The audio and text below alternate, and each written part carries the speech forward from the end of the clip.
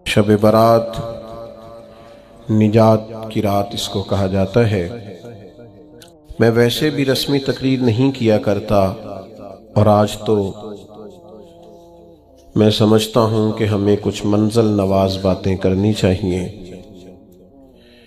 ہماری ذہنی سطح کس تربیت کی متقاضی ہے، اور ہمیں اب کس سمت اپنے سفر کو لے کر کے آگے بڑھنا ہے، اس تعلق سے کچھ باتوں کی اصلاح، کچھ نئے اہداف۔ یہاں خانقائی نظم میں جتنے لوگ وابستہ ہیں ان سے میری گزارش ہوگی کہ وہ دلوں کے کشکول کھول کر اس فقیر بے نوا کی باتوں کو سنیں۔ میں آپ کے سامنے درد دل رکھنے جا رہا ہوں۔ میں کچھ ایسی گزارشات کرنا چاہتا ہوں جو صرف اپنوں سے کی جا سکتی۔ میں جس طرح کا سفر اپنے احباب کے ساتھ کرنا چاہتا ہوں، اس کے تعلق سے کچھ اہم باتیں بڑا سوچ کر، بڑا سمجھ کر۔ اس طرح کبھی زمانہ ہوتا تھا نا خط لکھنے کا، تو جو لوگ خط لکھتے تھے نا، ٹیلی فون پہ تو لوگ فی البدی بول دیتے ہیں نا جو من میں آتا ہے، اور کچھ تھوڑے سے پرانے لوگ جانتے ہوں گے کہ جو لوگ خط لکھتے تھے وہ لکھتے تھے اور سمجھتے تھے کہ عبارت ٹھیک نہیں، پھر پھاڑ دیتے تھے، پھر نئے جملوں کے ساتھ، نئی حسن کے ساتھ نئی عبارت کو تشکیل دیا جاتا تھا، اور کئی دفعہ وہ بھی اس شخص کے قابل نہیں ہوتی تھی جسے وہ خط بھیجنا ہوتا تھا۔ تو سوچ کر، سمجھ کر، پرکھ کر کئی صفحات کو ضائع کر کے ایک مضمون تیار کیا جاتا تھا، اور وہ محبت نامہ اپنے بزرگوں کو، دوستوں کو، بھائیوں کو، عزیزوں کو روانہ کیا جاتا تھا۔ میں بھی آج ایک محبت نامہ آپ کی خدمت میں پیش کرنے جا رہا ہوں۔ قرآن مجید سے میں نے ایک آیہ کریمہ تلاوت کی ہے۔ اللہ کریم نے فرمایا وَمِنَ النَّاسِ مَن يَشْرِي نَفْسَهُ ابْتِغَاءَ مَرْضَاتِ اللَّهِ، فرمایا کوئی آدمی ہے جو اپنی جان ہی بیچ دیتا ہے، اپنی جان ہی بیچ دیتا ہے۔ کوئی شخص کس رستے میں بیچ دیتا ہے؟ مرضات اللہ، اللہ کی رضا تلاش کرتے ہوئے اس رستے میں اس نے اپنی ساری زندگی بیچ ڈالی، لیکن اس کا مقصود یہ تھا کہ مجھے میرا رب مل جائے، میرے رب کی رضا مل جائے، اللہ اور اس کے رسول کی محبت کا حصول میرے لیے آسان ہو جائے۔ اس رستے میں اس نے جان ہی بیچ دی۔ مالک نے اس آیت میں یہ نہیں فرمایا اسے کیا دوں گا، اجر کیا ملے گا، اس کا ثواب کتنا ہے، جنت کہ کس درجے میں اسے رکھا جائے گا۔ فرمایا کوئی آدمی ہے، کچھ لوگ ہیں جو اپنی جان ہی بیچ دیتے ہیں اللہ کی رضا تلاش کرنے میں۔ تو نتیجہ ایک جملہ صرف بیان کیا، فرمایا واللہ رؤوف بالعباد، اللہ بھی پھر اپنے بندوں پر بڑا ہی مہربان۔ اس جملے نے بات کو اتنا کھول دیا ہے، اتنا واضح کر دیا ہے۔ فرمایا اگر تم نے میری خاطر، نبی پاک صلی اللہ علیہ وسلم نے ارشاد فرمایا جب شعبان کی 15ویں رات آئے تو رات کو بیدار رہا کرو اور صبح کو روزہ رکھا کرو۔ تو جب حضور نے کہہ دیا بیدار رہو تو پھر کسی کو سونا نہیں چاہیے، بیدار رہنا چاہیے۔ اور بیداری کا مطلب یہ نہیں کہ وہ آدمی بس جاگتا رہے، اس کا مطلب یہ ہے کہ وہ اللہ اللہ کرے، درود پاک پڑھے، عبادت کرے، تلاوت کرے، ذکر فکر میں رہے۔ کچھ باتیں اس مقصد کے لیے کہ اس رات اللہ پاک نے اپنی رحمت کے دروازے کھولے ہیں، تو کچھ ایسی بات کی جائے جس سے دل نرم ہو جائے۔ دوستو،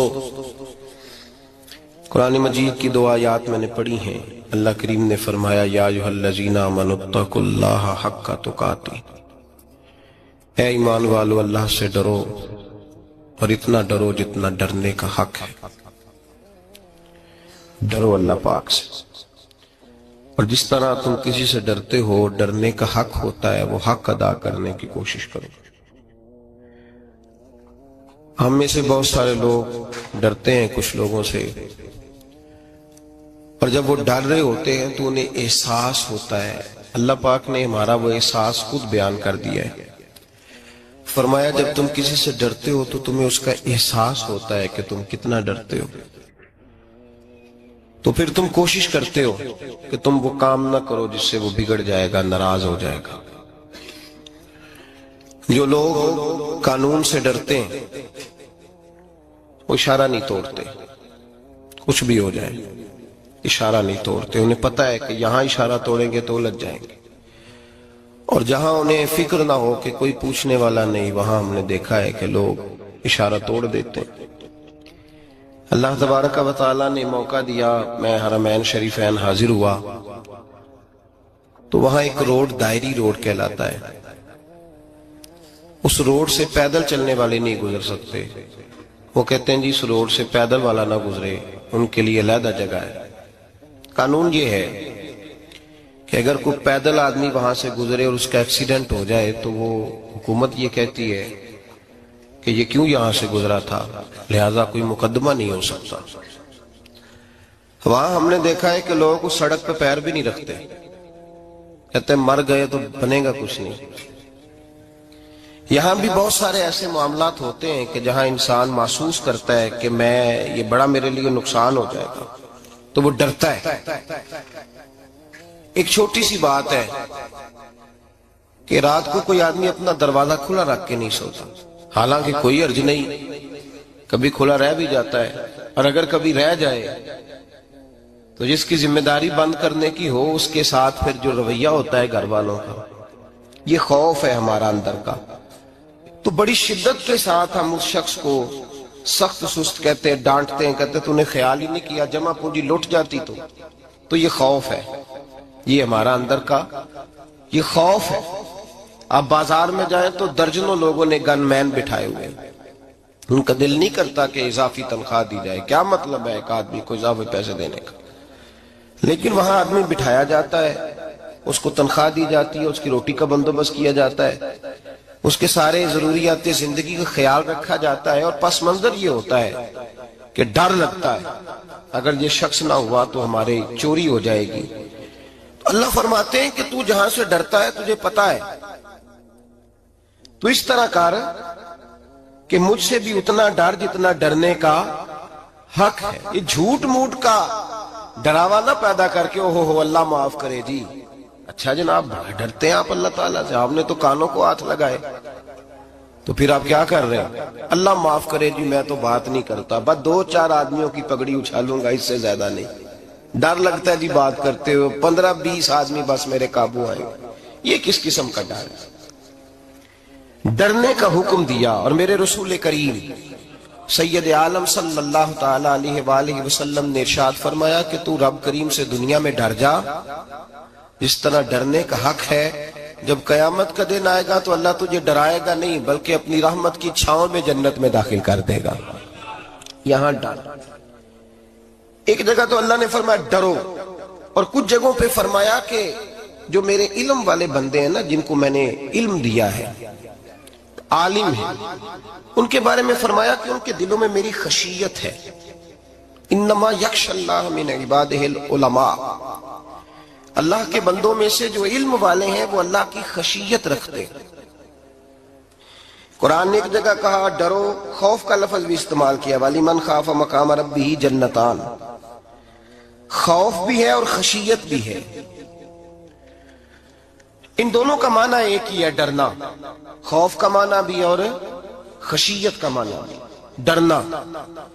جب آپ علماء لغت کو پڑھیں گے، عربی ادب کو جاننے والے لوگوں کا مطالعہ کریں گے تو انہوں نے یہی لکھا ہے کہ ان دونوں کا معنی ڈرنا ہے۔ میری طرف دیکھیے، توجہ کریں، کچھ سمجھانے لگا ہوں، اس نقطے کو ضرور سمجھیے گا۔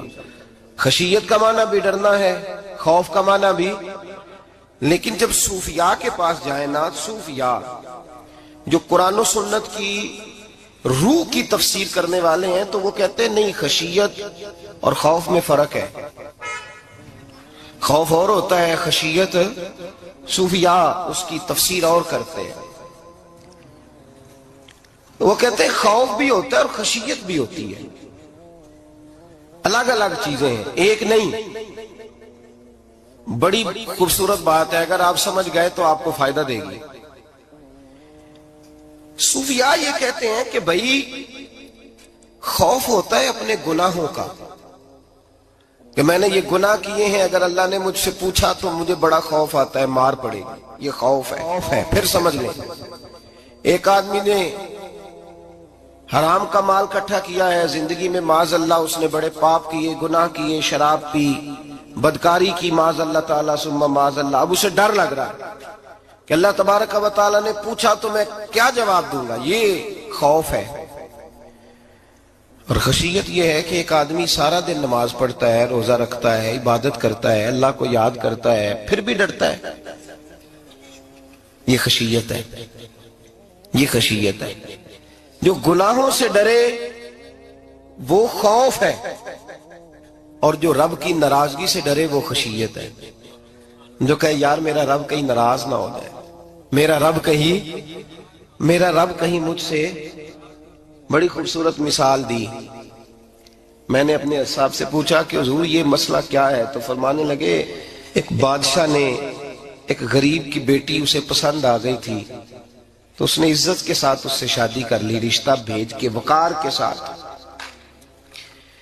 بیٹی کا باپ اپنی بیٹی کے مقدر پر رشک کرنے لگا کہ میری بیٹی کو بادشاہ نے پسند کیا ہے، بادشاہ کے شہزادے نے رشتہ بھیج دیا ہے۔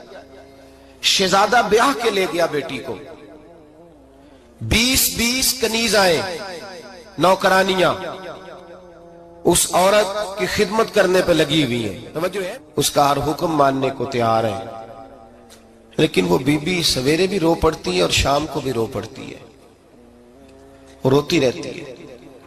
اس سے کسی نے پوچھ لیا کہ بی بی تو روتی کیوں ہے، 20 کنیزائیں ہیں، گھر میں سکون ہے، ہر شے ہے، تو روتی کیوں ہے؟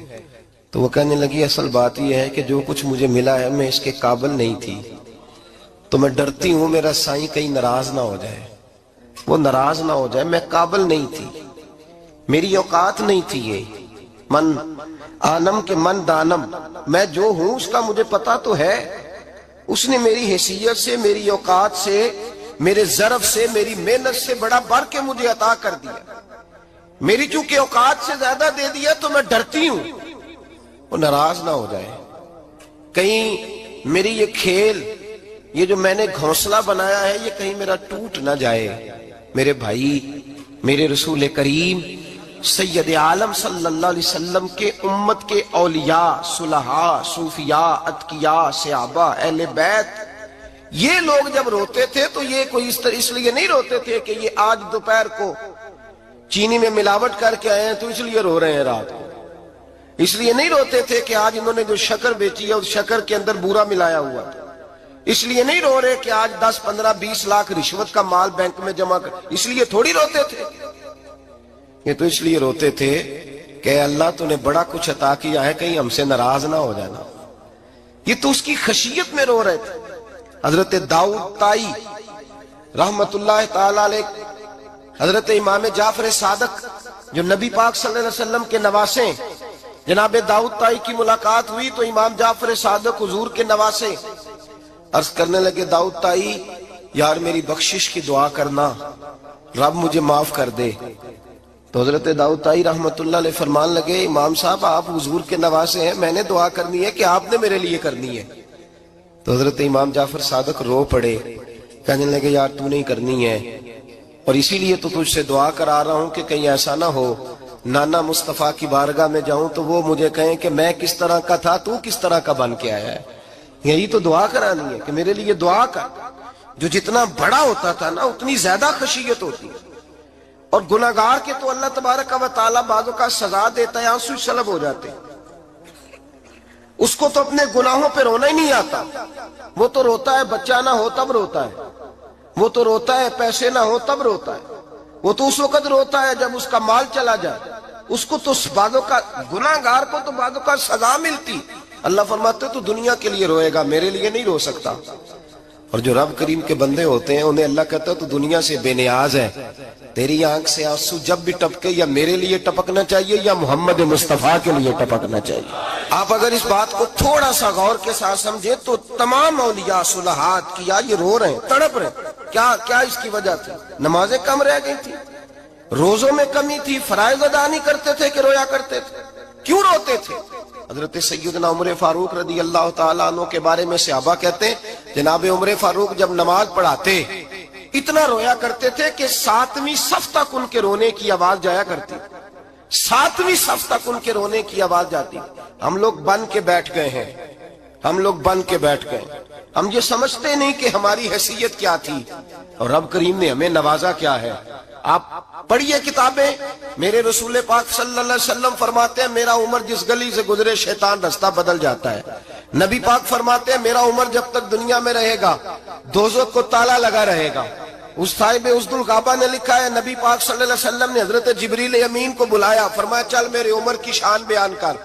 تو حضرت جبریل امین علیہ السلام عرض کرنے لگے یا رسول اللہ صلی اللہ علیہ وسلم 950 سال اگر اللہ مجھے عمر دے، 950 سال رب عمر دے اور پھر بھی میں عمر فاروق کے فضائل بیان کروں تو میں نہیں کر سکتا، عمر کی شان میں نہیں بیان کر سکتا، 950 سال بھی اگر میری عمر ہو۔ نبی پاک نے فرمایا پھر میرے ابو بکر کے بارے میں، عرض کی یا رسول اللہ ابو بکر کی تو بات اس سے بہت آگے کی ہے نا، وہ نبی پاک کتنی عظمت بیان کر رہے ہیں، کس قدر زیادہ رسول کریم صلی اللہ تعالی علیہ وآلہ وسلم ان کی عظمت بیان کرتے ہیں۔ حضرت عمر کیا کہتے ہیں، وہ لوگوں کو بتاتے پھرتے ہیں کہ تم نے دیکھا ہے نا میری کتنی عظمت ہے، وہ یہ نہیں کہتے۔ حضور فرماتے ہیں عمر کی بڑی شان بڑی شان بڑی شان، اور عمر کے پاس جب بھی کوئی جاتا ہے کہتے ہیں عمر آپ کا کیا مقام ہے، تو عمر فرماتے ہیں میں تو اونٹ چرانے والے کا بیٹا ہوں، میں تو اونٹ چرانے والے کا بیٹا ہوں، میں تو اونٹ چرایا کرتا تھا، میں تو 10 اونٹ نہیں سنبھال سکتا۔ حضرت فاروق اعظم رضی اللہ تعالیٰ عنہ سے کو پوچھتے جناب عمر آپ کا کیا حال ہے، تو آپ فرماتے یہ تو میرے مقدر ہے کہ میری بہن نے قرآن سنایا تو میں در رسول تک پہنچ گیا، ورنہ مجھے پوچھنے والا کوئی نہ ہوتا۔ کبھی جناب علی المرتضیٰ کا بازو پکڑ کے کہتے ہیں علی تو نہ ہوتا تو عمر ہلاک ہو جاتا۔ بھائی حضور شانیں بیان کرتے ہیں، نبی پاک کہتے ہیں میرے ابو بکر نے احسانات کیے، بڑے احسانات کیے، میں نے سب کا بدلہ چکا دیا، ابو بکر کا نہیں چکایا، اللہ کی بارگاہ میں عرض کروں گا یا اللہ تو ہی اسے بدلے دے۔ اور جناب ابو بکر صدیق سے کوئی پوچھتا ہے ابو بکر آپ کا کیا حال ہے، تو ابو بکر صدیق فرماتے ہیں مجھ سے میرے اندر کا عالم نہ پوچھو، اگر قیامت کے دن اعلان ہوا نا کہ سارے لوگ بخشے گئے ایک باقی بچا ہے تو مجھے ڈر لگتا ہے کہ ابو بکر ہی بچ جائے گا جو نہیں بخشا جائے گا، مجھے ڈر آتا ہے۔ تو بھائی پن کے بیٹھ گئے لوگ، لوگوں کو پوچھ کر کے دیکھیں، کہتے ہیں کیا پاپ کیا ہے، کیا ہو گیا ہے؟ خشیت سے کانپتی ہوئی روحیں، تڑپتے ہوئے میرے رسول پاک کے غلام، اولیاء اللہ صوفیاء کرام کے رونگٹے کھڑے ہیں رب کریم کے خوف سے، جو جتنا مالک کو جانتا ہے اتنا کانپ رہا ہے، اتنا ڈر رہا ہے، جس کی آنکھوں سے آنسو خشک ہے، مطلب یہ ہے یہ رب کو جانتا ہی نہیں، اسے کیا خبر اس کا جلال کتنا ہے، اسے کیا خبر اس کا عذاب کتنا ہے، تو کیا جانے ان بطش ربک لشدید، جب وہ پکڑتا ہے تو بڑا سخت پکڑتا ہے۔ حضرت عثمان غنی کو 3 دفعہ میرے نبی پاک نے فرمایا جنتی ہے، جنتی ہے، العثمان فی الجنہ، العثمان فی الجنہ، العثمان فی الجنہ، 3 دفعہ حضور نے جنت کی بشارت دی۔ میرے مصطفیٰ کریم نے فرمایا میرا عثمان گلی سے گزرے تو فرشتے بھی اس کی حیا کرتے ہیں۔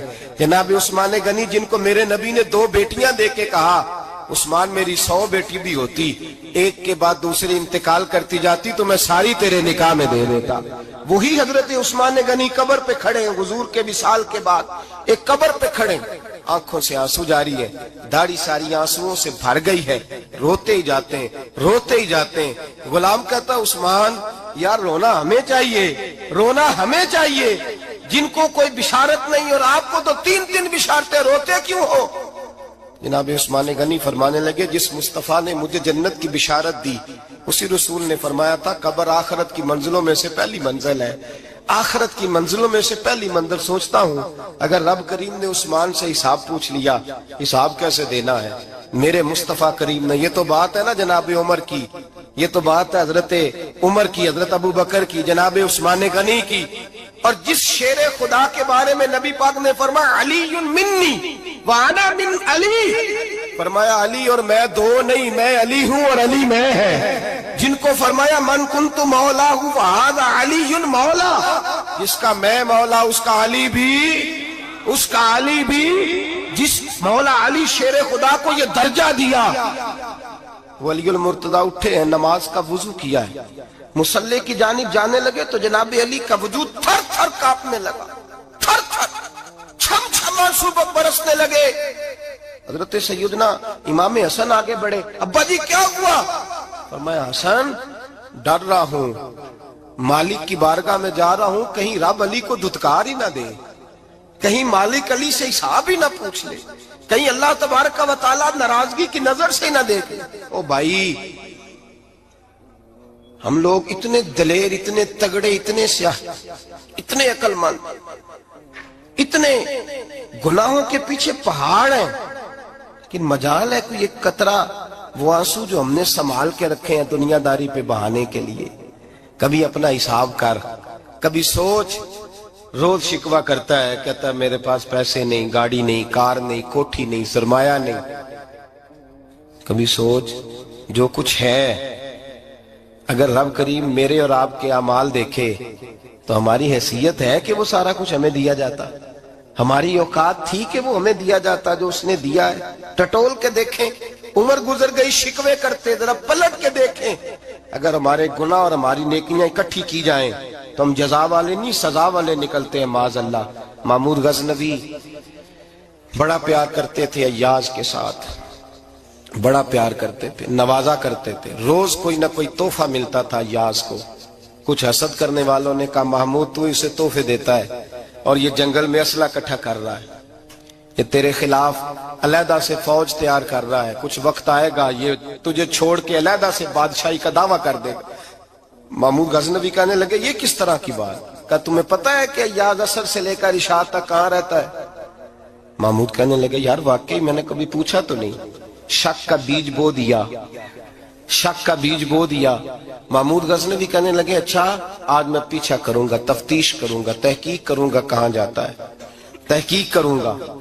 महमूद गजनवी निकले पीछा करने। असर के बाद अय्याज ने जंगल का रुख किया, महमूद भी पीछे पीछे हो लिए। कहते हैं जंगल के बीच जाके एक झोंपड़ी आई, उस झोंपड़ी के अंदर अय्याज गए, दरवाजा खोला, अंदर चले गए। मुझे बड़ा गुस्सा था कि हर बात मुझे बताता है, ये क्यों नहीं बताई। जब अय्याज अंदर गए तो मैंने जोर जोर से दरवाजा खटखटाया गुस्से के साथ। अय्याज ने दरवाजा खोला, बाहर आए, मैंने कहा पीछे हट। अय्याज पीछे हटे तो मैं अंदर चला गया। महमूद कहते हैं जब मैं अंदर गया तो मैंने उस झोंपड़ी में एक पुराना कुर्ता लटका हुआ देखा, एक टूटे हुए जूते पड़े हुए देखे, एक छोटा सा डंडा देखा, एक मटका, एक प्याला देखा। मैंने सारी तलाशी ली तो चंद टूटी फूटी पुरानी चीजें। मैंने कहा याज ये क्या है? तो कहते हैं याज कहने लगा बादशाह टटोल के देख ले, यही कुछ है जो तूने देखा। मैंने कहा ये है क्या? कहते हैं याज पैरों में बैठ गया, तड़प के रोने लगा। कहने लगा बादशाह ये मेरी औकात है, ये मेरी औकात है, ये मेरी औकात है, ये मेरी औकात है। का क्या मतलब? कहने लगे जिस दिन तेरे पास आया था ना तो ये मेरी कायनात थी कुल, आज तेरी मेहरबानियों ने मुझे यहां तक पहुंचा दिया है। मैं जो तेरा गद्दार नहीं ना होता, मैं जो तेरी नाफरमानी नहीं करता, इसलिए नहीं करता कि मैं हर शाम आके अपनी औकात याद करता हूं और फिर मुझे रोज रात को मेरा नफ्स कहता है इसका वफादार रहना, इसका वफादार रहना।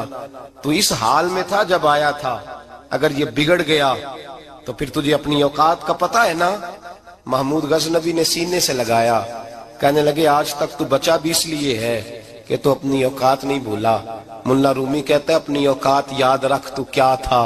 तुझे एक रात सोने न दे तो अपनी टांगों पे खड़ा नहीं हो सकता। तेरी वो आंख ले जाए तो कुछ नहीं कर सकता, वो तुझे माजूर कर दे तो कुछ नहीं कर सकता। 30-30 साल के ऊंचे 7 फुट कद के जवान उसने फालक ज़दा करके अस्पतालों में डाल दिए, वो कुछ न कर सके। बड़े बड़े पहलवान जो कहते थे कि हम उठे तो दुनिया उठती है, उसने फेंक दिए मनो मट्टी के नीचे, कुछ न कर सके। अपनी हैसियत न भूल, میرے رسول کریم سید عالم صلی اللہ علیہ وسلم نے فرمایا دو باتوں میں لوگ دھوکے میں ہیں، دھوکے میں ہیں، دھوکے میں ہیں، دھوکے میں۔ یا رسول اللہ کون سی؟ فرمایا جو صحت مند ہے وہ دھوکے میں ہے، وہ سمجھتا ہے میں کبھی بیمار ہی نہیں ہوں گا، مجھے روز اسی طرح نیند آئے گی جس طرح اب آتی ہے، میں روز اسی طرح اٹھوں گا جیسے اب اٹھتا ہوں، میں اتنا ہی لمبا چوڑا رہوں گا جس طرح آج ہوں، میرا حسن اسی طرح قائم رہے گا جیسے آج ہے۔ تو دھوکے میں ہے، دھوکے میں۔ بڑے بڑے آئے اور بڑے بڑے مٹی کا ڈھیر ہو گئے، فنا ہو گئے، کل من علیہ فان، فنا ہو گئے، کوئی پوچھنے والا نہ رہا۔ اور میرے رسول پاک نے فرمایا جو فارغ ہے، جن کو رب نے اپنی عبادت کے لیے فارغ کیا، اپنے دین کی نوکری کے لیے فارغ، وہ بھی دھوکے میں ہیں، وقت ضائع کر رہے ہیں، چوک اور چوراہے میں کھڑے ہیں۔ میرے بھائی جب اپنی حیثیت انسان بھولتا ہے، حیثیت بھولتا ہے، پھر وہ شکوہ کرتا ہے، جب اپنی اوقات بھولتا ہے پھر شکوہ کرتا ہے، جب وہ بھول جاتا ہے کہ میں کیا تھا پھر وہ شکوہ کرتا ہے۔ حضرت سیدنا امام اعمش رحمت اللہ علیہ بازار میں کھڑے تھے تو بادشاہ کا بیٹا گزرا، اکڑ کے گزرا، آپ نے بازو پکڑ کے کھینچا، فرمایا جا کے اپنی ماں سے پوچھ اور اپنے باپ سے پوچھ تیری اوقات کیا ہے، اکڑ کے چلتا ہے، جا پوچھ ان سے تیری حیثیت کیا ہے۔ حضرت جناب سیدنا امام اعمش نے ڈانٹا تو واپس آیا، آگے کہنے لگا ابا وہ امام کیا کہتا تھا کہ میری اوقات کیا ہے، کیا اوقات ہے میری؟ تو باپ اور ماں دونوں گھورنے لگے، کہنے لگے بیٹے ہمارے پاس دولت بھی تھی، گھر بھی تھا، مکان بھی تھا، جائیدادیں بھی تھی، بادشاہت بھی تھی، پر ہم دنیا کے دروازوں سے بھیک مانگ مانگ کے تھک گئے تھے۔ عرش کا مالک ایک بیٹا عطا نہیں کرتا تھا، ایک بیٹی نہیں دیتا تھا، تڑپ گئے تھے، روتے تھے، سسکتے تھے۔ پھر وہی امام احمد جنہوں نے آج تجھے گلی میں کھڑا کیا ہے اس کے دروازے پہ جا کے بیٹھ گئے، ہم نے کہا رب ناراض ہو گیا، دعا کرو ہم سے راضی ہو جائے، چلو زیادہ نہیں ایک لالی ہمیں دے دے۔ کہ امام اعمش دعائیں کیا کرتے تھے تو تب اللہ پاک نے تو ہمیں عطا کیا تھا۔ تیری او بھائی اپنی حیثیت کا تو تعین کر، تو بڑھ بڑھ کے باتیں کرتا ہے، تو بڑا کھل کھل کے بولتا ہے، اپنی حیثیت کا تو تعین کرنا، ذرا اندازہ تو کرنا کہ تو کون تھا، کہاں سے آیا ہے، تیری اوقات کیا ہے۔ یہاں لوگ ایک منٹ میں آگے نکل جاتے، پلٹ کے دیکھ تو صحیح۔ اور میرے بھائی جو بڑے لوگ تھے وہ تڑپا کرتے تھے۔ حضرت فضیل بن عیاض رحمت اللہ علیہ فرماتے ہیں بغداد میں بارش نہیں ہوتی تھی، قحط پڑ گیا، جانور پیاس سے مرنے لگے، جوان بچے بوڑھے نڈھال ہونے لگے۔ فرماتے ہیں میں بھی نکلا، سفیان ثوری بھی نکلے، اور بھی کئی صوفیاء میدان میں نکلے، دعائیں مانگی پر بارش نہیں ہوتی تھی۔ فرماتے ایک جھونپڑی سے ایک سفید بالوں والا اور گندمی رنگ والا ایک بوڑھا غلام نکلا جو کسی کا ملازم تھا، باہر آیا چونپڑی سے، ہم اسے دیکھ رہے تھے وہ ہمیں دیکھ نہیں رہا تھا۔ فرماتے ہیں اس کے چہرے پر عبادت کے نشان تھے، دور سے اس کا چہرہ دیکھتے لگتا تھا کوئی رب کریم کا بندہ ہے۔ فرماتے ہیں ہم اسے اللہ کا ولی جانتے تھے۔ اس نے دعا مانگی کہ تو لفظ پتہ کیا ہے دعا کے، ہاتھ اٹھا کے کہنے لگا مولا مجھے پتا ہے یہ جو بارش نہیں نہ ہو رہی ہے میری وجہ سے نہیں ہو رہی، میرے گناہوں کی بڑی لمبی فہرست ہے، بڑی لمبی لائن ہے۔ کہنے لگا اے اللہ میری اکیلے کی وجہ سے سارے بغداد کو سزا تو نہ دے، رب کریم جوان بھوکے، بچے بھوکے، مائیں ترس گئیں، بچے ترس گئے، جانور پانی کے قطرے، اللہ گناہ تو میرے اکیلے کے ہیں اور ان سب کو سزا کیوں دیتا ہے؟ نہ میری سزا سب کو تو نہ دے، میری سزا صرف مجھے دے، ان کو نہ دے۔ کہتے ہیں ابھی اس کے ہاتھ اٹھے ہوئے تھے، دعا بول رہا تھا، رب کریم نے فوراً بارش عطا فرما دی۔ فرماتے ہیں کھل کے بارش برسی۔ میں نے لوگوں سے پوچھا پتہ کرو کس کا غلام ہے، کہا فلاں آدمی کا۔ حضرت فضیل بن عیاض کہتے ہیں میں شام کو گھر چلا گیا، اس کے آقا سے بات کی، خرید لیا۔ میں جب اس کو خرید کے لایا گلی میں جا رہے تھے تو مجھے کھڑا کر کے کہنے لگا فضیل میں نکما سا آدمی ہوں، بال بھی سفید ہے، مجھ سے تو زیادہ کام ہی نہیں ہوتا، کیوں تو نے پیسے خرچ کیے، میں اس قابل ہی نہیں تھا، کیوں خریدا؟ تو حضرت فضیل ابن عیاض کہتے ہیں میں نے اس کو کہا کل جو تو نے دعا مانگی تھی تو نہیں دیکھ رہا تھا، ہم دیکھ رہے تھے، تو مقبول ہے رب کریم کی بارگاہ کا، تجھے اس لیے خرید کے لایا ہوں تو مقبول ہے۔ کہتے ہیں یہ لفظ سنے تو ٹھہر گئے وہ، کہنے لگے اچھا آقا مجھے 5 منٹ کا وقت ملے گا؟ میں نے کہا ہاں ہاں ضرور ملے گا۔ کہتے انہوں نے وہیں نماز کی نیت باندھ لی، 2 رکعتیں پڑھی اور 2 رکعتیں پڑھ کے ہاتھ اٹھائے، کہنے لگے مولا تیرا اور میرا راز تھا، تو نے راز کیوں کھولا؟ اللہ مسترنا بستری کل جمیل، یا اللہ تیرے پاس پیارے پیارے پردے ہیں، ایک پردہ مجھے عطا کر دے، مجھے اپنا رکھ، مجھے لوگوں کے سامنے میرے پردے نہ کھول۔ آپ فرماتے ہیں یہ کہہ کہ وہ زمین پہ بیٹھے کلمہ شہادت پڑھا، ان کی روح پرواز کر گئی۔ میرے بھائی جو زیادہ پرہیزگار تھے، تو بڑے رب کریم کے بندے تھے، ان کے تو آنسو خشک ہی نہیں ہوتے، وہ تو تڑپا کرتے، صبح شامیں ان کی روح کے گزرتے تھے، اور رب کریم کی ناراضگی سے ڈرتے تھے۔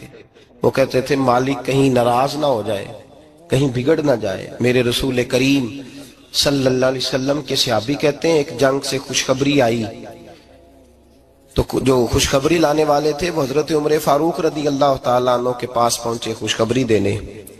حضرت عمر رضی اللہ تعالیٰ عنہ کھڑے تھے، صحابی نے آ کے کہا عمر مبارک ہو۔ جناب عمر کچھ لوگوں سے گفتگو کر رہے تھے، بات چیت جاری تھی، کہا مبارک ہو، فتح ہو گئی۔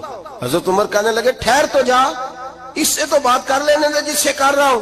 جب کہنا ٹھہر تو جا، وہ جو پیچھے کھڑے تھے وہ شرمندہ ہو گئے۔ اتنی سی بات ہے نا، چودھری تو بندہ بنتا ہی تب ہے جب 5-10 کی ایک دن کے اندر بےزتی کر لے، پڑھا لکھا تو بنتا ہی تب ہے جو 10-15 کو جاہل کہہ لے، تو بڑا تو بنتا ہی تب ہے جو 5-6 کو نیچا دکھا لے۔ تو یہ ہماری ڈگریوں کا تو مزاج ہی بڑا مختلف ہے، ہم تو اعزاز والے ہوتے ہی تب ہیں جب کچھ چھوٹا ہوگا تو ہم بڑے ہوں گے نا۔ ہم تو چاہتے ہیں ہمیں کچھ چھوٹا ملے، کسی کو چھوٹا کر کے اس کے قد پہ سوار ہو کے بڑا ہونا چاہتے ہیں۔ اتنی سی بات تھی کہ ٹھہر جانا یار، پہلے اس کی تو سن لینے دے۔ وہ شرمندہ ہو گئے صاحب۔ جب وہ شرمندہ ہوئے تو سیدنا فاروق اعظم دوڑے گئے۔ صحابہ کہتے ہیں گارا تھا، کیچڑ تھا، اس گارے میں سر رکھا، سجدہ کرنے لگے، اٹھے، کہنے لگے مولا اپنے عمر سے ناراض نہ ہو جانا، یہ کل تک اونٹ چرایا کرتا تھا، آج تیری مخلوق کو شرمندہ کرنے لگ گیا ہے، یہ اپنی حیثیت ہی بھول گیا، اسے خبر ہی نہیں کہ یہ کیا تھا، یہ آج تیری مخلوق کو شرمندہ کرتا ہے۔ اللہ اپنے عمر سے ناراض نہ ہو جانا۔ وہ شخص کہتے ہیں پیچھے آ کے کھڑا رو رہا ہوں۔ میں نے کہا عمر کیا کر رہے ہو؟ فرمایا نہیں یار میں نے تجھے شرمندہ کیا ہے، یہ میں بھول گیا تھا کہ میں کیا ہوں۔ بھائی اپنی حیثیت کا تعین کریں، آؤ آج اپنی حیثیت کا تعین کریں، دیکھیں ہم کہاں تھے، کہاں بیٹھے، پلٹ کے دیکھیں کیا تھے ہم، کیا ہیں، راتیں کہاں گزرتی ہیں، صبح کہاں بیتتی ہیں۔ ایک لمحے کے لیے پلٹ کر اپنے ظلم، زیادتیاں، جھوٹ، غیبتیں، بے حیائیاں، اپنی زندگی کے امور کا اگر ہم یک نظر جائزہ لیں، پیچھے پلٹ کے دیکھیں تو حضرت جناب سیدنا غوث اعظم جیلانی رضی اللہ تعالیٰ عنہ فرمایا کرتے تھے اگر لوگ اپنے گناہ یاد کریں تو وہ پریشان ہو جائیں کہ ہمیں پانی کا قطرہ کیوں مل رہا ہے، وہ اگر اپنی غلطیاں یاد کریں تو انہیں احساس ہو کہ ان کا سانس کیسے چل رہا ہے۔ بھائی اگلی بات سنو گے تو اور حیران ہو جاؤ گے۔ حضرت غوث اعظم رضی اللہ تعالیٰ عنہ فرمایا کرتے، آپ فرمایا کرتے کہ اب خیال آتا ہے، اب سوچ آتی ہے کہ رب کریم نے کتنی ڈھیل دی ہوئی ہے، ہم ہیں کہ سمجھتے ہیں یہ میری عقل مندی کا کمال ہے کہ مجھے سارا کچھ نافرمانی کے باوجود بھی مل رہا ہے۔ بھائی خشیت الہی پیدا کریں۔ جتنا بندہ بڑا ہوتا تھا اس کے دل میں خوف بھی اللہ کا وہ جانتا تھا۔ حضرت امام اعظم ابو حنیفہ بیٹھے تھے تو ایک بی بی فتویٰ پوچھنے آئی۔ بی بی روز خاوند سے مطالبہ تو کرتی ہے، فلاں چیز چاہیے، فلاں چیز چاہیے، اللہ کرے وہ یہ مطالبہ کرنے لگ جائے کوئی شے نہیں چاہیے، جو چاہیے حلال کا چاہیے۔ آمین تو کہہ دیں۔ اللہ کرے بی بی یہ مطالبہ کرنے لگ جائے سوکھی روکھی چاہیے پر چاہیے مجھے جائز دینا، بے شک ایک وقت دینا، اللہ کرے یہ مطالبہ ہونے لگ جائے۔ شب برات کی بڑی مقدس رات، اللہ کرے اس رات یہ مطالبہ ہونے لگ جائے۔ ایک بی بی آئی خاتون، چرخہ کاٹتی ہے، سوت بناتی ہے، حضرت امام صاحب سے مسئلہ پوچھنے آئی۔ کیا مسئلہ پوچھا اس نے؟ کہنے لگی حضرت جی میں نا رات کو اپنی چھت پہ بیٹھ کے چرخہ کاٹتی ہوں، سوت بناتی ہوں، 14ویں رات کا چاند جب چڑھا ہوتا ہے تو اس کی روشنی میں چرخہ کاٹتی ہوں، کئی دفعہ نا بادشاہ کا لشکر میری گلی سے گزرتا ہے، بڑے بڑے لالٹین انہوں نے پکڑے ہوتے ہیں، بڑے بڑے روشن دان، بڑی بڑی ان کے اندر روشنی ہوتی ہے. تو حضرت جی کئی دفعہ نا وہ جب گزرتے ہیں تو ان کی روشنی میں بھی میں کچھ سوت بنا لیتی ہوں. مسئلہ یہ پوچھنا تھا کہ اس روشنی میں جو سوت بناتی ہوں اس کی کمائی میرے لیے جائز ہے کہ ناجائز ہے؟ اس کی روشنی میں حضرت امام اعظم نے اللہ اکبر کا اور چھم چھم آنسو گرنے لگے. حضرت امام صاحب نے اپنا گریبان پکڑا اور کھینچا، قمیض پھٹ گئی. کہنے لگے بی بی مسئلہ چھوڑ، تو پہلے بتا تو ہے کون، کہاں سے آئی ہے، کون ہے، بتا. تو کہنے لگی میں حضرت بشر آفی کی ہمشیرہ ہوں، میں حضرت بشر آفی، وہ جو درویش ننگے پیر نہیں پھرتا رہتا بغداد کی گلیوں میں، میں اس عظیم بھائی کی بہن ہوں، بشر آفی کی ہمشیرہ ہوں. تو حضرت امام اعظم فرمانے لگے کوئی اور بی بی آتی تو اس کے لیے جائز تھا، کیونکہ وہ جان بوجھ کے تو کسی کی روشنی نہیں استعمال کرتی، خود آتی ہے. کوئی اور آتی تو جائز تھا، تیرا مقام بڑا ہے، تیرے لیے جائز نہیں، لیے جائز نہیں. تو اپنی حیثیت کا تعین کر، یہ تیرے لیے درست نہیں. بھائی بڑا تو تب ہوگا جب تیری احتیاط بڑی ہو جائے گی، بڑا تب ہوگا جب تیرا تقوی بڑا ہو جائے گا، بڑا تو تب ہوگا جب تو حلال حرام کے معاملے میں باریک باریک چیز کا خیال رکھے گا. اور اگر تو کہ خیر ہے دیکھی جائے گی، ساری دنیا کر رہی ہے، ساری زمانہ کر رہا ہے، فلاں بھی کر رہا ہے، وہ خدا کے بندے یہ کس طرح کا معاملہ ہے، یہ کس طرح کی جمہوریت ہے؟ اپنے آپ کو سمجھائیں اور میرے عزیز خشیت والی زندگی پیدا کریں، تقوی والی زندگی پیدا کریں. ہم لوگ ایسا وقت گزار رہے ہیں، اور یہ یاد رکھنا ہمیشہ انسان دنیا میں آتے ہیں، اس شہر کے بہت سارے لوگ ہو گزرے، علماء، مشائخ، صوفیاء، تاجر، زمیندار. آپ کسی بھی شعبے میں ٹٹولیں گے تو آپ کو کئی نام ملیں گے. اس شہر محبت کے ڈھیروں لوگ ہو گزرے، اور یہ کہانی ہر شہر کی ہے. آج میں اور آپ یہاں بستے ہیں، کچھ وقت کے بعد ہم داستان ہوں گے. امام شافعی رحمت اللہ علیہ فرماتے ہیں میں ایک شہر سے گزر رہا تھا تو میرے پیر کو ٹھوکر لگی، میں نے زمین کھودی تو ایک کھوپڑی نکلی، کھوپڑی نکلی تو اس کے اوپر تاج بھی تھا. فرماتے میں نے شہر کے لوگوں سے پوچھا یہ کیا ہے، تو کہنے لگے یہ بادشاہوں کا قبرستان ہے، اس میں غریب دفن تو نہیں ہو سکتا تھا، دفن تو بادشاہوں کا خاندان ہے. لیکن افسوس کی بات یہ ہے کہ یہاں مٹی ڈالنے کوئی نہیں آتا، اب یہ سیدھی سڑک بن گیا. بھائی کبھی پلٹ کے دیکھ، ہزاروں لوگ آئے، اس روڈ سے کروڑوں لوگ گزرے اور منزل کو چلے گئے، لوگوں نے یاد نہیں رکھا. آپ اپنے حصے کا عمل کرنے آئے، ٹھیکیدار نہیں ہے کوئی اپنی اولاد کا، بال بچے کا، بہن بھائی کا. حق ضرور ہے، ان کے لیے محنت ضرور کرے گا، لیکن اس کو یہ اجازت نہیں ہے کہ وہ کہے کہ میں اب بڑا ذمہ دار ہوں تو میں نے 20 کروڑ بینک بھر کے جانا ہے. حضرت عمر بن عبدالعزیز رحمت اللہ تعالیٰ علیہ کے انتقال کا وقت آیا تو اپنے بیٹوں کو بلایا، فرمانے لگے بیٹو تمہارا باپ بزدل تھا، تمہارے لیے کچھ کر نہیں سکا. کہا ابا جی کیا ہوا؟ فرمانے لگے بیٹے میں بزدل تھا، جہنم سے ڈر گیا، تمہارے لیے کوئی بینک بیلنس اکٹھا نہیں کر سکا. میں تھوڑا دلیر ہوتا، دوزخ سے نہ ڈرتا تو تجوریاں بھر کے جاتا. پرانے بادشاہ محل چھوڑ کے گئے ہیں، پر میرے پاس کچھ نہیں ہے، بادشاہ ہونے کے باوجود میں فقیر ہوں، خالی آ جا رہا ہوں. بزدل جو تھا. آپ نے جب یہ لفظ کہے تو بچے رونے لگے، کہنے لگے ابا جی ہمیں تو فخر ہے، ہمیں تو فخر ہے. جس گلی سے بھی ہم گزرتے ہیں کپڑے ہمارے سادے ہوتے ہیں، پر لوگ دکانیں چھوڑ کے ملتے ہیں، کہتے ہیں نیک باپ کی اولاد جا رہی ہے، یہ بڑے مرتبے والے باپ کی اولاد جا رہی. بھائی یاد رکھیں، خشیت الہی پیدا کریں، نہ اپنی ذات کے ساتھ ظلم کریں. اگر آپ کوئی بھی غلط کام کرتے ہیں تو اس کا جواب آپ نے دینا ہے. اگر آپ نے 1 کروڑ روپیہ ناجائز کمایا ہے تو وہ اللہ آپ سے نہیں، آپ کے بچے سے نہیں پوچھے گا، بیوی سے نہیں پوچھے گا، بہن بھائی سے نہیں، وہ آپ نے جواب دینا ہے. آپ نے اپنے اعمال پر غور کریں. آج شب برات ہے. میرے نبی کریم صلی اللہ علیہ وسلم نے فرمایا کہ میری امت کی اتنی بخشش ہوگی، مدینے میں سب سے زیادہ بنو کلب کا قبیلہ بکریاں پالتا ہے، ان کی بکریوں کے بالوں سے بھی زیادہ اللہ میری امت کی بخشش فرمائے گا. اس کو توبہ کی رات کہا جاتا ہے۔ توبہ کا مطلب یہ ہوتا ہے کہ اللہ میں آج کے بعد گناہ نہیں کروں گا۔ توبہ کا مطلب ہوتا ہے کہ میں آج کے بعد یہ غلطی، آپ کا ملازم کتنی بار غلطی کرے تو آپ رکھ لیتے ہیں؟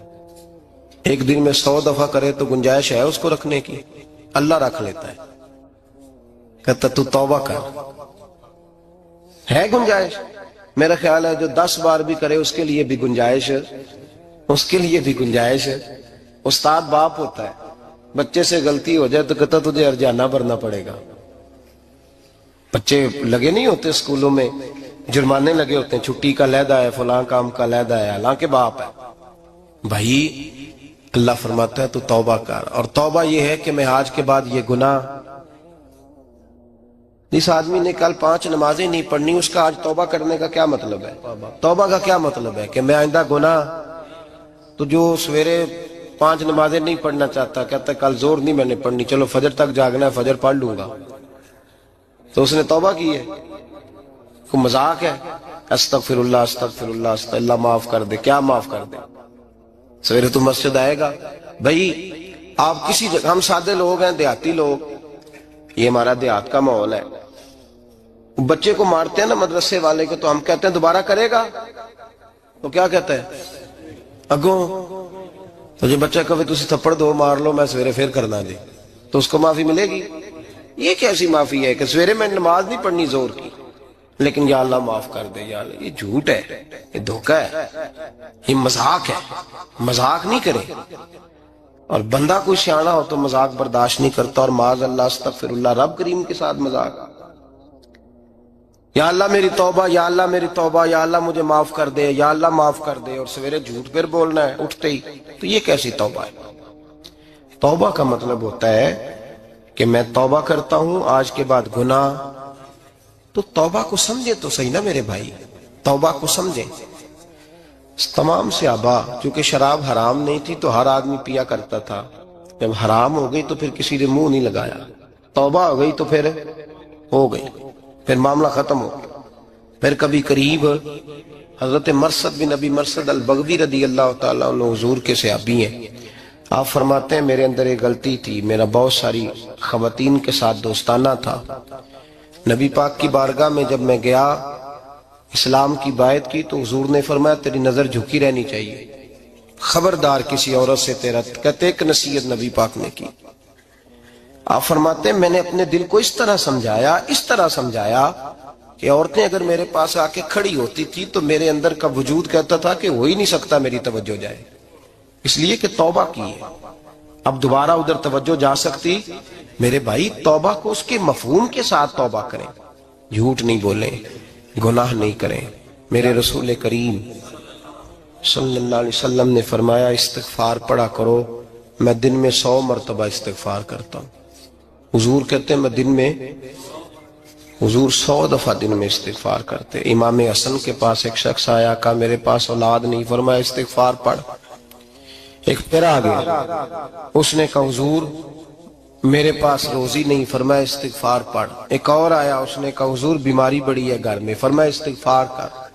آپ کے صاحبزادے بیٹھے تھے، کہا ابا جی جو آتا ہے آپ استغفار ہی بتاتے ہیں۔ آپ فرمانے لگے جب کوئی بندہ توبہ کرتا ہے تو رب راضی بڑا ہوتا ہے۔ تو میں نے سب کو توبہ کا وظیفہ بتایا ہے، جس کی جو بھی مجبوری ہو اگر توبہ کر لے تو اللہ تعالیٰ اسے آسانی عطا کر دیتا ہے، اللہ اس پہ نظر رحمت کر دیتا ہے۔ اپنے آپ کو تبدیل کریں، نماز کو اس کی حقیقت کے ساتھ پڑھا کریں، اس کی حقیقت کے ساتھ نماز کو پڑھیں۔ 5 وقت مسجد میں حاضری دیں، چھوڑ کے سارے کام چھوڑ کے، باقی سارا کچھ بعد میں۔ آپ کا رشتہ لوگوں کے ساتھ زندگی کا ہے، موت کا نہیں ہے۔ آپ خود دیکھ لیں، جن کے بزرگ چلے گئے وہ ڈیلی جاتے ہیں قبرستان، کل بیٹھتا 2 گھنٹے جا کے، والد صاحب ہیں، دادا جی ہیں، نانا جی ہیں، دیکھا کبھی کسی کو صبح گیا ہو شام آیا ہو؟ یہی حال ہمارا ہوگا، بالکل کوئی نہیں جائے۔ اور پھر جب کوئی انتقال کر جاتا ہے نا تو کوئی یہ نہیں کہتا کہ ابا جی کو غسل دے لو، کہتے ہیں میت کو غسل دو۔ ماں آنکھوں کی ٹھنڈک ہوتی ہے لیکن کہتے ہیں لاش کو اٹھاؤ، جنازے کو اٹھاؤ۔ آپ کے رشتے ناتے ختم ہو گئے۔ اگر آپ ناراض نہ ہوں تو مجھے جنازے پڑھانے کا موقع ملتا ہے. ایک دو بات عرض کرتا ہوں، اس کے بعد ذکر کرتے ہیں، انشاءاللہ دعا ہوگی.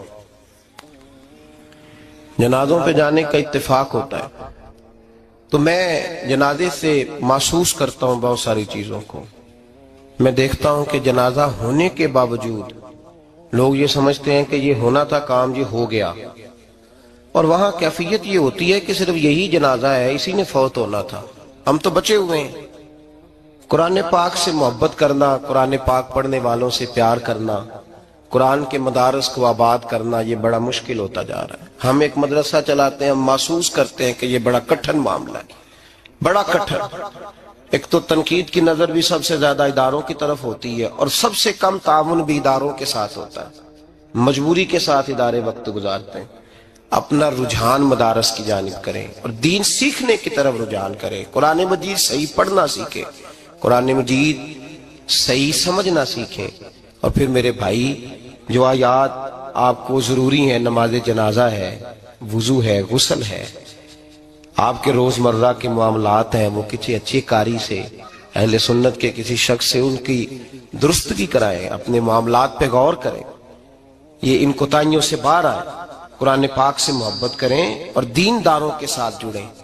ایک گزارش آپ سے اور کرنی ہے، اس کو بھی کھلے دل کے ساتھ سنیے گا، کھلے دل کے ساتھ. یہ شب برات کی رات ہے اور میں ذمہ داری کا مظاہرہ کرتے ہوئے بات کرنا ضروری سمجھتا ہوں.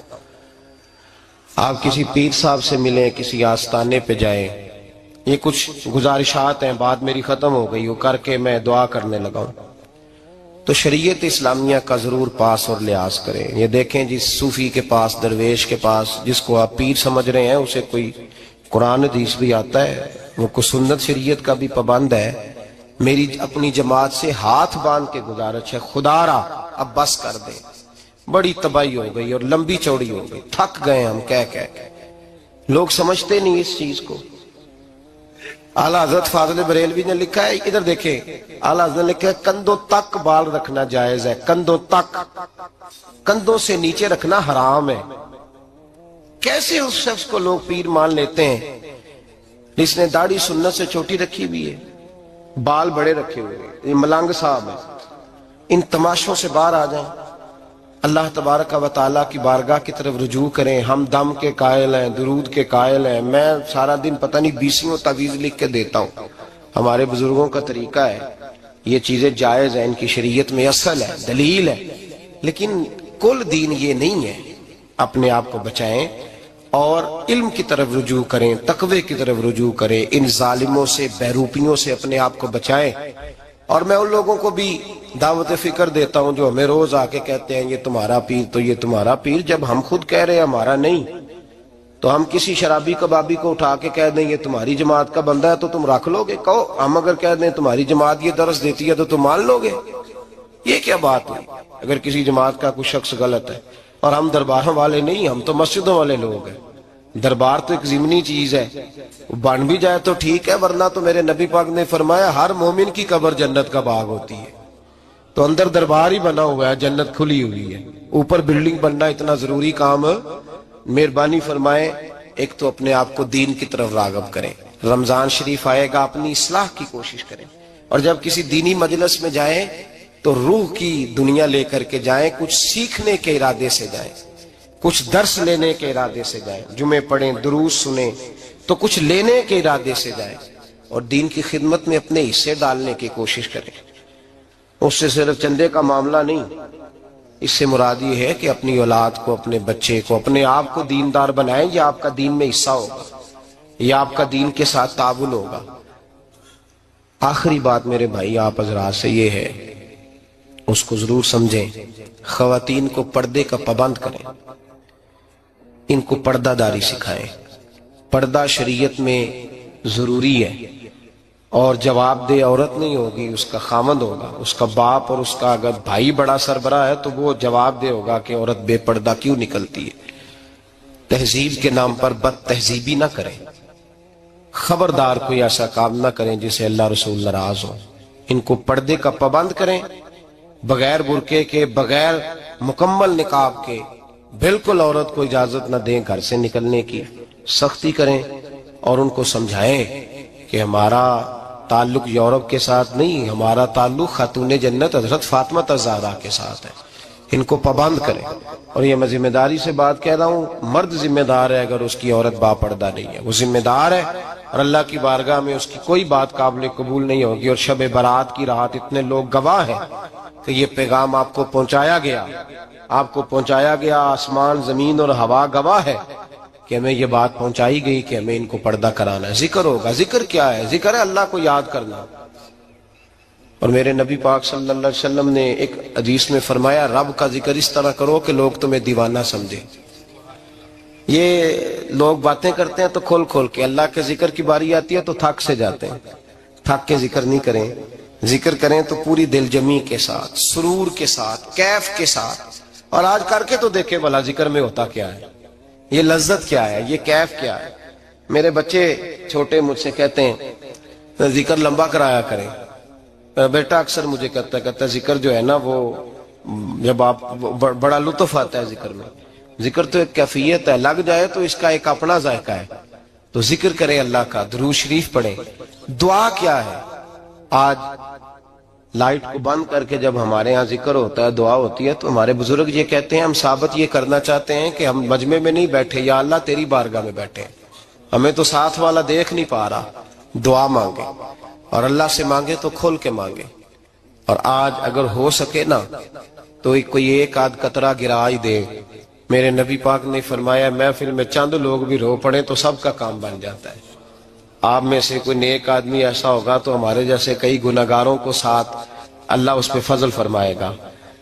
یہاں ذکر کے بعد دعا ہوگی، دعا کے بعد پھر سلام ہوگا، پھر ایک دفعہ آخر میں دعا ہوگی.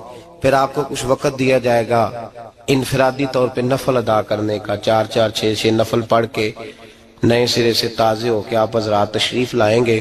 اور پھر انشاءاللہ تعالی یہاں لنگر کا بندوبست ہوگا. آپ حضرات کے لیے ماں حضر جو کچھ ہے آپ کو پیش کیا جائے گا. کوشش کریں روزہ رہ ہی جائے صبح کا. ویسے بھی پریکٹس ہوگی رمضان کی، اور شعبان میں زیادہ روزے رکھنا میرے نبی پاک کی سنت بھی ہے. اس لیے ضرور کوشش کریں کہ سحری کا بندوبست ہے تو آپ روزہ رکھیں تاکہ آپ کے لیے آسانی ہو جائے. اللہ تبارک و تعالی ہماری اس حاضری کو اپنی بارگاہ میں مقبول فرمائے. اپنے کلمات کہے.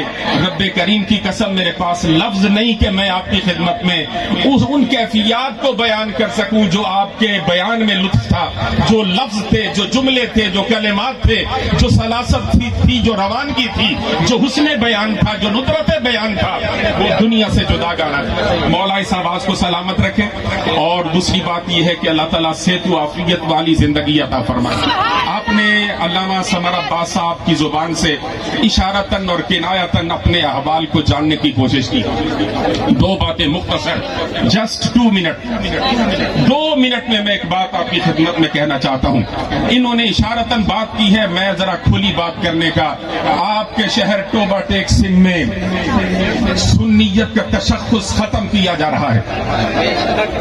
وہ تشخص، وہ امتیاز، وہ عظمت جو امام احمد رضا نے اہل سنت کو عطا کی تھی، ٹوبہ ٹیک سنگھ میں اس تشخص کو مٹھایا جا رہا ہے.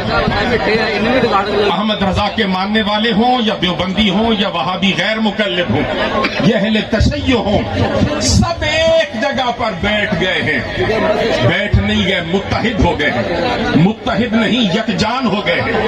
ان کا اٹھنا بیٹھنا، کھانا پینا، چلنا پھرنا، بلکہ وہ لوگ جو صدیوں سے عظمت مصطفیٰ کے منکر اور مقام مصطفیٰ کے انکاری ہیں، اور جو میلاد مصطفیٰ پر شرک کے فتوے لگاتے ہیں، انہیں ساتھ لے جا کر محفل میلاد میں خطابات کروائے جاتے ہیں.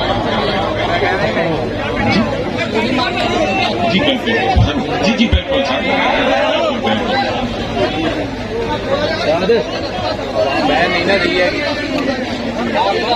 جی جی بیٹھو تشریف رکھو، کر لینے ٹھیک سارا کچھ. آپ کا تشخص مٹایا جا رہا ہے ٹوبہ ٹیک سنگھ سرزمین پر. اور دوسری اہم ترین بات یہ ہے، یہ میں نے اشارتاً بات کی ہے، اور میرے دوستوں کو عصر کی نماز کا وقت یاد آ گیا. جی ہاں، عصر کی نماز کا وقت بھی ہو گیا ہے. جی سر، یہ روئے زمین پر سرکار امام علی مقام سید الشہداء کا چہلم 22 سفر تک ہو جاتا ہے، لیکن ٹوبہ ٹیک سنگھ میں 8 ربیع الاول شریف کو ہوتا ہے۔ سب سے پہلے اس زیادتی کے خلاف آپ کے اس خادم اور غلام نے آواز بلند کی تھی ضلع یمن کمیٹی کے اندر، پھر ڈویژنل امن کمیٹی کے اندر، اور پھر صوبائی اتحاد بین المسلمین کمیٹی کے اندر، کہ ٹوبہ ٹیک سنگھ میں چہلم امام علی مقام امام ہمیام اپنے دنوں میں منایا جائے۔ میں نے اس سال پھر سالوں کے بعد یہ آواز اٹھائی۔ میں آپ کو صرف ایک بات کہنا چاہتا ہوں، سنیوں اپنے تشخص کو قائم کرنے کے لیے اپنے پیروں پر کھڑا ہونے کی کوشش کرو۔ تمہارا تشخص مٹایا جا رہا ہے بلا تکلف، دور ظلمت کے نیر تابہ، ترجمان حقیقت، آفتاب علم و حکمت، عالمی مبلغ اسلام علامہ پیر محمد اجمل رضا قادری، فیض یافتہ دربار عالیہ بریلی شریف، خلیفہ مجاز آستانہ عالیہ بریلی شریف کی خدمت میں التجا کرتا ہوں کہ وہ اپنے مواعظ حسنہ سے سامعین کو محظوظ فرمائیں گے۔ نعرہ تکبیر، جوش ایمانی سے، ولولہ ایمانی سے جواب آئے، سٹیج پر آواز نہیں آئی، نعرہ تکبیر، آواز نہیں آئی، نعرہ تکبیر، نعرہ رسالت، نعرہ رسالت، علماء اہل سنت، فیض رضا، عشق و محبت، عشق و محبت، عشق و محبت، عشق و محبت۔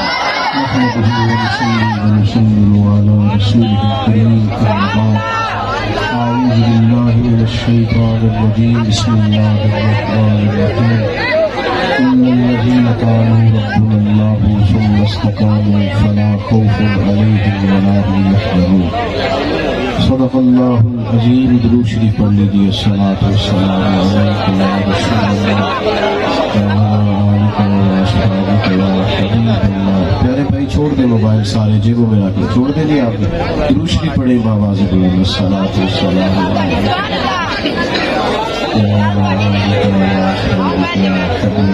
حمد و ثنا کے بعد ہمارے مقتدر علماء سے آپ نے پروگرام کیا۔ آپ ضرور بات کو مانیں گے، اللہ تعالیٰ جزائے خیر عطا فرمائے، رحمتوں سے مالا مال فرمائے۔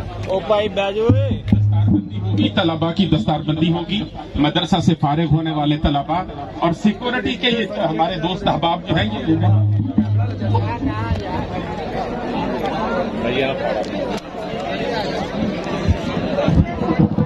یہ ڈبل لین لگا لے بھائی، سیکورٹی کے دوست جو ہے نا جی، ڈبل لین لگائیں اور راستہ کلیئر کریں، حضرت کو جانے میں دشواری نہ ہو۔ دوست احباب تشریف رکھیں، طلباء کی دستار بندی ہوگی، صرف 10 منٹ کے لیے آپ بیٹھیں اور جی انشاءاللہ حضرات صاحب احترام، طلباء کی دستار بندی ہے، تھوڑا سا وقت دیں، خوش نصیب جی جماعت انشاءاللہ نمازی اثر یہاں پر ادا ہوگی، صرف اللہ پاک خوش رکھے، نمازی اثر اسی جگہ پر ادا ہوگی، اور انشاءاللہ حافظ عثمان